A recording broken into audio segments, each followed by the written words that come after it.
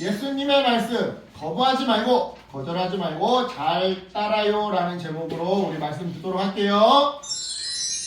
여러분, 왕이 통치하는 나라에서 백성들은요, 왕에게 정말 특별한 문제가 있지 않는 이상 이 왕을 인정하고 존중해야 해요. 왜냐? 그래야 나라가 안정적으로 잘 흘러갈 수 있거든요. 하지만 만약 어떤 사람이 정당한 이유 없이, 합당한 이유 없이 그저 내 마음에 안 든다라는 이유로, 나랑 방식이 다르고 나랑 스타일이 다르다라는 이유로 왕을 인정하지 않고 왕의 명령과 통치를 거부한다면 어떻게 될까요? 당연히 나라는 혼란스러워질 거예요. 그리고 나라는 더 이상 그 혼란을 막기 위해, 더 이상의 그 혼란을 막기 위해 그 사람을 쫓아낸다거나 심한 경우 처형해버리겠죠. 자, 하나님 나라도 마찬가지예요. 비슷해요. 똑같지는 않지만 비슷해요. 하나님 나라의 왕이신 예수님을 인정하지 않고 그분의 말씀을 거부한다면 그 사람은 하나님 나라에서 영원히 추방되고 따라서 영원히 그 나라에 들어갈 수 없게 되죠.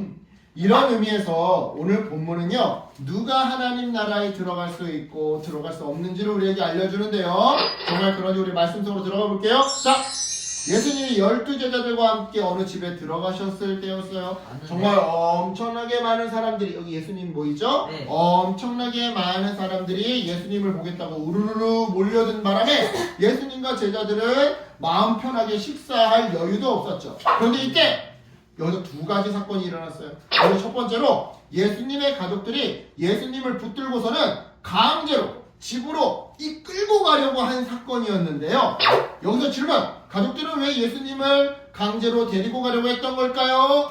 예수님이 미쳤다는 소문이 들려왔기 때문이었어요.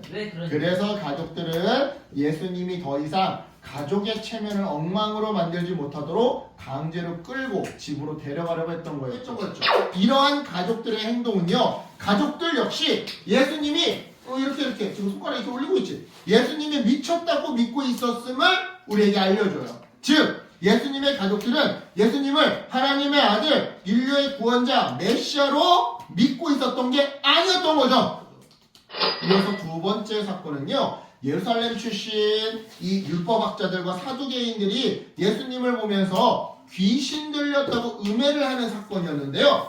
당시에 그들은 귀신의 우두머리인 바알세불의 힘을 빌려서 예수님이 귀신을 쫓아낸다고 정말 말도 안 되는 주장을 폈더랬어요. 이게 바알세불이에요. 그리고 이에 예수님은 율법학자들의, 이 사두개인들의 주장이 틀렸다는 사실을 여러 비유로 말씀하셨죠. 예수님은 먼저 나라와 가정을 비유로 들어서 이렇게 설명하셨는데요. 만약 한 나라가 서로 갈라져서 싸우면 그 나라가 제대로 설 수 없고 망하게 된단다.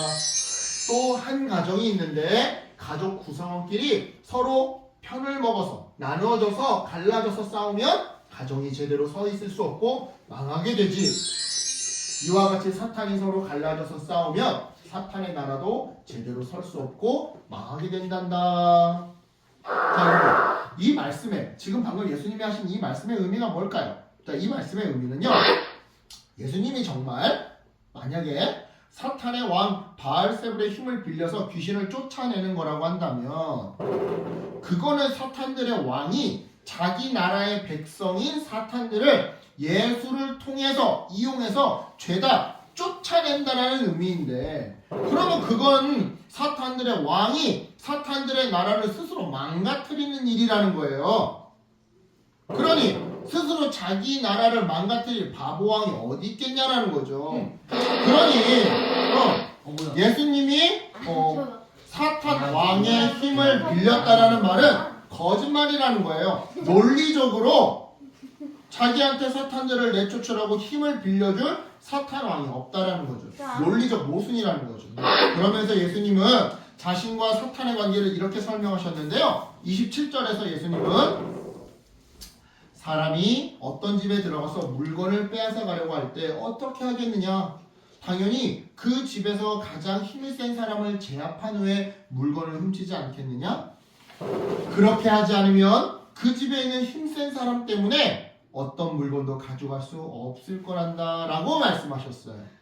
즉 예수님이 사탄 나라에서 노예 생활하고 있는 우리 인간들을 다시 하나님 나라 백성으로 데리고 가려고 하는데, 그러려면 사탄 나라에서 가장 힘이 센 존재 바알세불을 제압한 후에 데리고 가야지 어떻게 바알세불의 힘을 빌려서 데려갈 수 있겠냐라는 거예요. 그거는 싸움의 기본도 모르는 이야기라는 거죠. 다시 말해, 예수님은 사탄에게서 힘을 빌려다 쓰는, 그처럼 사탄과 사이좋은 사이가 아니라 오히려 사탄을 결박시켜서 귀신을 쫓아내고 우리 인간들을 하나님 나라 백성으로 다시 구원해 오는 이런 사탄과 원수 사이라는 건데요. 이어지는 말씀에서 예수님은 율법학자들의 이런 음해에 대한 대가로 아주 무서운 심판이 임할 거라고 말씀하셨어요. 이렇게 말이죠. 사람의 모든 죄는 용서받지만 성령님을 모독하는 자는 영원히 죄를 용서받지 못할 것이다. 자, 여러분, 여기서 성령님을 모독하는 죄가 무엇일까요? 바로 예수님의 존재와 사역을 부정하고 배척하는 일이에요. 왜냐? 자, 보세요. 예수님은 침례 요한에게 침례를 받으시고서는 성령님을 통해, 성령이 이 비둘기의 형상으로 성령을 통해서 이분이 정말 하나님의 아들이심을 증명받으셨더랬어요. 따라서 성령을 모독한다라는 말은 성령의 일, 즉 성령이 보장하신 예수님의 존재성, 즉 하나님의 아들이심을 부정한다는 그런 말이 되는 거였죠. 또한 예수님은요, 성령의 능력으로 병자들과 귀신 들린 자들을 치료해 주셨는데요. 따라서 성령을 모독하는 일은 결국 예수님의 이러한 치유 사역을 부정하는 일이 되는 거였어요. 즉 반대로 말하자면 예수님의 존재와 사역을 부정하는 일은 결국 성령을 모독하는 일이자, 이런 일을 저지르는 사람은 영원히 하나님께 용서받지 못하게 되는 거였죠. 이런 의미에서 구약 성경에 능통한 율법학자들은요, 구약 성경 속 선지자들의 예언과 침례 요한의 증언, 그리고 그동안 예수님이 보여주셨던 사역과 말씀을 통해서 얼마든지 예수님이야말로 하나님이 보내주신 메시아이심을, 구원자이심을 충분히 알 수 있었어요. 하지만 그들은 알면서도, 봤으면서도, 목격했으면서도 예수님을 귀신의 힘을 빌린 귀신 들린 자라고, 무당이라고 모욕과 멸시를 했던 거죠. 그래서 여러분, 예수님이 말씀하신 성령 모독죄는요, 예수님을 몰라서 부정하는 불신자들에게 해당되는 죄가 아니라, 교회 안 다니는 사람들에게 해당되는 죄가 아니라, 예수님이 어떤 분인지 이미 들어서 알고 보아서도 알면서도 의도적으로 그분을 멸시하고 배척하는 여러분들과 저 같은 이미 믿는 자들에게 해당되는 죄라는 것을 우리는 명심해야 돼요. 왜요? 이런 사람들은 아까 전에 예수님이 말씀하셨죠? 영원히 죄사함을 받지 못하거든요. 그리고 이런 의미에서 예수님을 알고 있었지만 의도적으로 배척한 율법학자들은요, 영원히 용서받지 못할 죄를 저지른 셈이었던 건데요. 이처럼 가족에게서는 미친 사람 취급당하고, 율법학자들에게는 너 사탄 들렸어? 귀신 들린 사람 취급당한 예수님은요, 본문 마지막에서 이렇게 말씀하셨어요. 자, 둘러앉은 자들을 보시며 이르시되 내 어머니와 내 동생들을 보라. 누구든지 하나님의 뜻대로 행하는 자가 내 형제요 자매요 어머니이니라.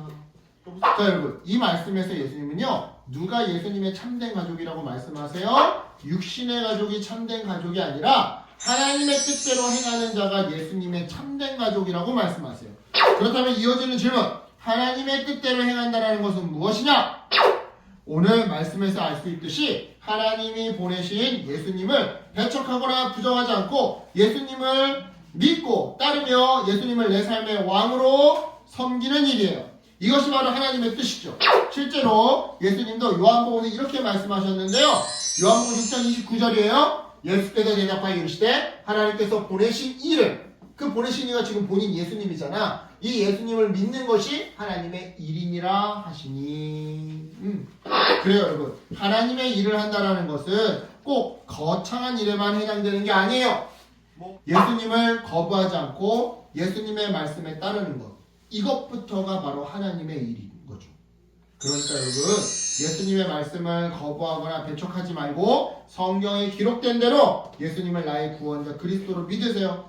더욱이 여러분처럼 이미 예수님을 들어서 알고 그죠? 예배를 통해 알고 있는 친구들은 더더욱 용서받지 못할 죄를 저지르지 않기 위해서라도 예수님의 말씀을 잘 따르셨으면 좋겠어요. 그래서 우리 모두 한 명도 빠짐없이 저 하나님 나라를 우리의 상으로 받는 우리 친구들 되기를 예수님의 이름으로 축복합니다. 아멘. 기도할게요. 하나님